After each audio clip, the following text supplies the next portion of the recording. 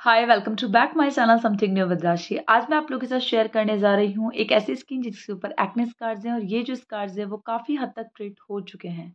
आज की जो सेटिंग है वो फिफ्थ सेटिंग है जो कि हम लोग माइक्रो नीडलिंग के साथ डन करने वाले हैं। अगर आप मेरे चैनल में नए हैं, इस वीडियो पे नए हैं, तो मैं आप लोग को एक छोटी सी जानकारी दे देती हूँ कि ये जो पार्ट है ये फिफ्थ पार्ट है।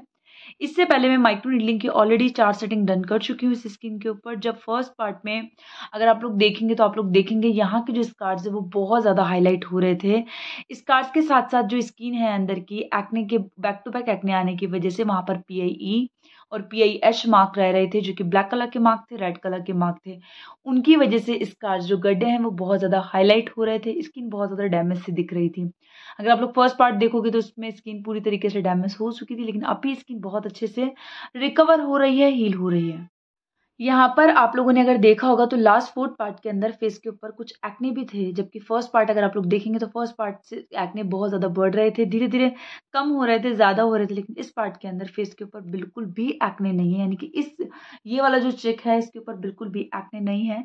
आप लोग ये भी कह सकते हैं कि माइक्रो नीडलिंग की वजह से आप लोग ये भी कह सकते हैं कि इस माइक्रो नीडलिंग के बाद जो नेक्स्ट 7 डेज़ टू 15 डेज़ हम लोग जो स्किन केयर रूटीन फॉलो कर रहे हैं, जो क्रीम लगा रहे हैं, जो मॉइस्चराइज़र लगा रहे हैं, सनस्क्रीन, फेस वॉश यूज़ कर रहे हैं, उनका बहुत बड़ा रोल है हमारी स्किन के जो बैरियर है उनको रिपेयर करने में, अपने स्कार्स का कोलेजन और तेजी से बूस्ट करने में, इलास्टिन बूस्ट करने में, आपकी स्किन को रिपेयर करने में, हील होने में। अगर आप लोग देखोगे तो स्किन का जो टेक्सचर है वो भी धीरे धीरे इंप्रूव होता जा रहा है, और जो अब नए एक्ने निकल कर आ रहे हैं वो पीछे बैक में कोई मार्क्स नहीं छोड़ के जा रहे, जबकि जो पहले एक्ने आ रहे थे वो बैक में या तो पीआईई मार्क्स छोड़ रहे थे या पीआईएच मार्क्स छोड़ रहे थे, जो कि आपके स्कार्स को और ज़्यादा गंदा फील करवाते हैं और ज़्यादा आपके स्कार्स हाईलाइट होकर आते हैं। अगर आप लोगों की स्किन में इस तरीके का कोई भी प्रॉब्लम है, यानी कि एक्ने स्कार से रिलेटेड कोई प्रॉब्लम है, एक्ने के गड्ढे हैं, तो आप लोग जो फर्स्ट पार्ट है वो जाकर वॉच कर सकते हैं। अगर आप लोग पास से देखोगे तो आपको यहाँ पर अब कुछ स्कार्स नजर आएंगे।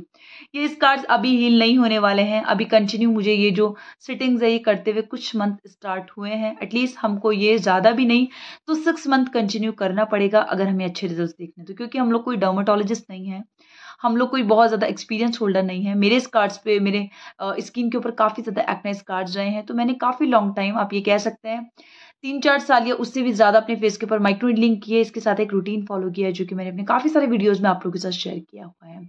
लेकिन अगर आप मेरे चैनल में नए हैं तो आप लोगों को नहीं पता होगा, तो आप लोग प्लेलिस्ट में भी जाकर मेरा स्किन देख सकते हैं।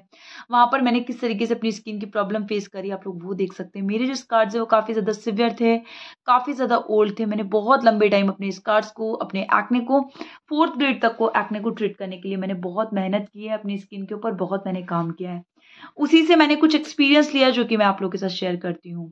मेरी सिस्टर जो है उनके भी फेस के ऊपर अभी इन दिनों से कुछ एक्ने आने लगे थे। लास्ट 3 मंथ से उनको बैक टू बैक एक्ने हो रहे थे। ये एक्ने, ये किस स्किन के ऊपर पर्टिकुलर बार-बार एक्ने होने की वजह से यहाँ पर स्कारिंग होने लगी थी। तो हम लोगों ने टाइम पर ही एक्ने को ख़त्म करके और यहाँ पर एक्ने स्कार्स का ट्रीटमेंट शुरू कर दिया। अगर हम लोग इनको और कुछ टाइम रहने देते कि पूरी तरीके से एक्ने रिड्यूस होने देते हैं, ख़त्म होने देते हैं, उसके बाद हम इन स्कार्स को ट्रीट करेंगे, तो शायद स्कार्स एक सीवियर स्कार्स बन सकते थे, जो कि काफ़ी लॉन्ग टाइम में रिमूव होते, या फिर ये मान सकते हैं कि नहीं भी होते। अगर आपके फेस के ऊपर एक्ने स्कार्स हैं तो आप लोग इनको टाइम पे ट्रीट करो। गड्ढों को अगर आप ज़्यादा टाइम दोगे कि हम लोग धीरे-धीरे ट्रीट कर लेंगे तो ये फिक्स हो जाएँगे। इनको रिड्यूस करना, रिमूव करना, आप ये कह सकते हैं कि पूरी तरीके से इम्पॉसिबल हो जाता है। स्कार्स को ट्रीट करना इतना भी ईज़ी नहीं होता कि एक सेटिंग करोगे, 1-2 सेटिंग में रिजल्ट्स निकल कर आ जाएँगे। बहुत सारे लोगों को शिकायत होती है कि आप जो सेटिंग कर रही हैं उसमें रिजल्ट्स दिख रहे हैं, बेनिफिट हो रहा है, लेकिन हम लोग जो सेटिंग कर रहे हैं उनमें किसी भी तरीके का कोई सुधार नहीं हो रहा है, कोई बेनिफिट नहीं हो रहा है।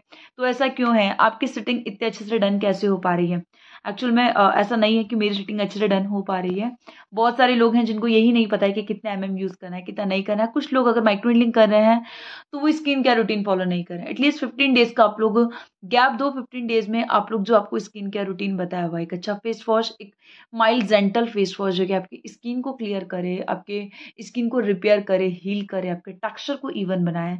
साथ में एक अच्छा-सा मॉइस्चराइज़र जो कि आपकी स्किन को प्लम करे, हाइलुरोनिक बेस्ड मॉइस्चराइज़र यूज़ कर सकते हो। नियासिनामाइड बेस्ड आप क्रीम यूज़ कर सकते हो, हाइलुरोनिक बेस्ड आप सीरम यूज़ कर सकते हो, नियासिनामाइड बेस्ड आप सीरम यूज़ करते हो। ट्रेटिनोइन आप लोग नाइट में यूज़ कर सकते हो। अगर आपको एक्ने आ रहा है तो मॉर्निंग में आप लोग एज़ेलिक एसिड 10%, 15%, 20% तक यूज़ कर सकते हो, जो कि आपके एक्ने को तो रिड्यूस करेगा, साथ में आपके फेस के ऊपर अगर किसी भी तरीके का कोई स्कार्स हो रहा है, यानी कि पीआईई, पीआईएच मार्क्स हो रहा है, PIE मार्क्स हो रहा है तो ये उसको भी बहुत हद तक कम करेगा, खत्म करेगा, आपकी कंडीशन को ठीक बनाएगा। ये जो स्कार्स हैं ये थोड़ा-सा टाइम लेते हैं, लेकिन अगर आप लोग इनको टाइम पे ट्रीट करते हैं तो आप इनको बहुत हद तक ठीक कर सकते हैं। यहाँ पर हम लोग 1.5 एम का माइक्रोनेडलिंग यूज़ कर रहे हैं, यानी कि डर्मापेन जो है इसका जो निडल्स है यहाँ पर हम लोग 1.5 एम यूज़ कर रहे हैं सेट करके। ये जो स्कार्स है अभी थोड़ा टाइम लेने वाले हैं, लेकिन अगर आप लोग फेस के ऊपर जो एक्ने देखोगे वो पूरी तरीके से रिड्यूस हो चुके हैं।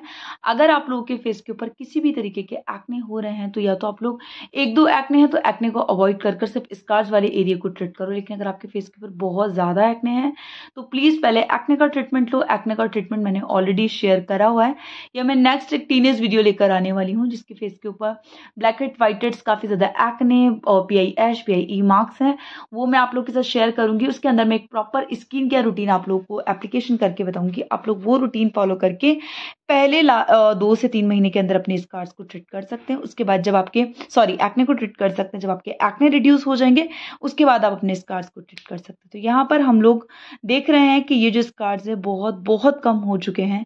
जिन लोगों को चाहिए देखना कि फर्स्ट जो था वो कैसा था, अभी जो है उसमें कितना डिफरेंस निकल कर आया, तो मैंने बोला आप लोग मेरा इसका फर्स्ट पार्ट जाकर चेक कर सकते हो।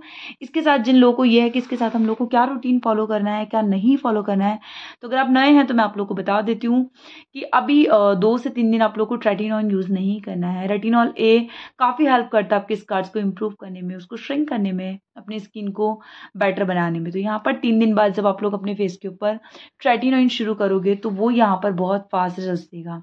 माइक्रोनेडलिंग के बाद जब हम लोग प्रोडक्ट यूज़ करते हैं अपने स्किन के ऊपर, कोई भी स्किन केयर रूटीन फॉलो करते हैं, तो हमारे जो रिजल्ट्स हैं वो बढ़ने लगते हैं, बहुत अच्छे निकल कर आते हैं। माइक्रोनेडलिंग की वजह से हमारी स्किन पंक्चर हो चुकी होती है, तो इस टाइम में हम जो भी प्रोडक्ट यूज़ करेंगे वो स्किन को काफ़ी नीचे तक अच्छे इजीली चला जाता है।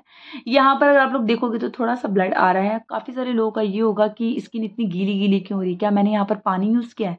नहीं, यहाँ पर ये जो माइक्रोनेडलिंग है ये अच्छे से स्प्रेड हो जाए इसलिए मैं यहाँ पर हाइलोरॉनिक बेस्ड जो मॉइस्चराइज़र है वो यूज़ कर रही हूँ। जिन लोगों के पास नहीं है हाइलोरॉनिक बेस्ड मॉइस्चराइज़र, जो लोग काफ़ी कॉस्टली चीज़ें नहीं यूज़ करना चाहते, वो लोग पॉन्ड्स का हाइलोरॉनिक बेस्ड मॉइस्चराइज़र आता है, ज़्यादा कॉस्टली नहीं आता, वो यूज़ कर सकते हैं।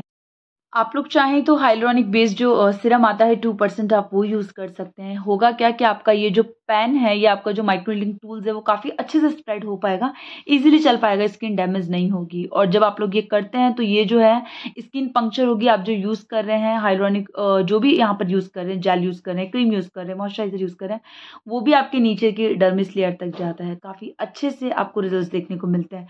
यहाँ पर इतना ब्लड नहीं आया, थोड़ा बहुत ब्लड आया है, लेकिन वो ब्लड जेल की वजह से काफ़ी ज़्यादा लग रहा है कि बहुत ज़्यादा है। इसलिए आप लोगों को एक चीज़ और ध्यान रखनी है कि फेस को अच्छे से माइक्रोनेडलिंग कंप्लीट होने के बाद फेस को अच्छे से प्लेन ठंडे पानी से वॉश करना है। और ये जो टूल्स है इसको 1 टाइम डबल टाइम अभी भी आप लोगों को क्लीन करना है गर्म पानी में सेवलॉन डालकर। और जब आप नेक्स्ट सिटिंग करेंगे उससे पहले भी आप लोग को उसको क्लीन करना है, इसको ड्राई कर ही रखना है। अगर आपको लगे थोड़ा भी निडल डैमेज हो रहा है तो प्लीज़ उसके बाद आप नया ये जो कार्टेज आता है मार्केट में आप लोग को अवेलेबल हो जाता है, ऑनलाइन भी मिल जाता है, न्यू कार्टेज ही परचेस करें, डैमेज कार्टेज को बार बार यूज़ ना करें। उम्मीद है ये वीडियो आप लोग के लिए यूजफुल रहा होगा, आप लोगों को पसंद आया होगा, आप लोगों को काफ़ी हेल्प मिलेगा। इसके पुराने पार्ट आप लोग वॉच कर सकते हैं, मेरे जो एक्ने स्कार्स के वीडियो आप लोग वो वॉच कर सकते हैं। और इस तरह के यूजफुल वीडियो देखने के लिए मेरे चैनल पे बने रहें।